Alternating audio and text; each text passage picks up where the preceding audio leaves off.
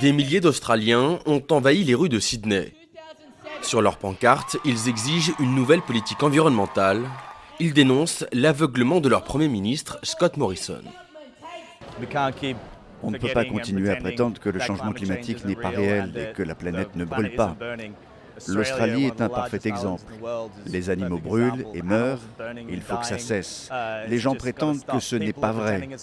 Les politiciens prétendent que ce n'est pas vrai, il faut que quelque chose se passe.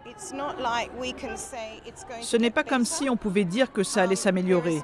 Il n'y a pas d'humidité dans le sol, ça va empirer.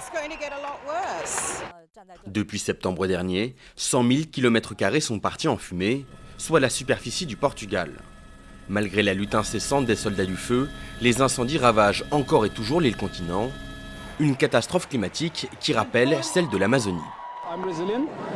Je suis brésilien et comme vous le savez, nous avons eu des incendies en Amazonie il y a peu. Je veux vraiment y participer parce que quand nous avons eu le même problème au Brésil, notre président a fait beaucoup de choses très similaires à celles faites ici. Une nouvelle vague de chaleur accompagnée de fortes rafales frappe l'Australie. Deux facteurs climatiques qui ont provoqué la fusion de deux énormes incendies.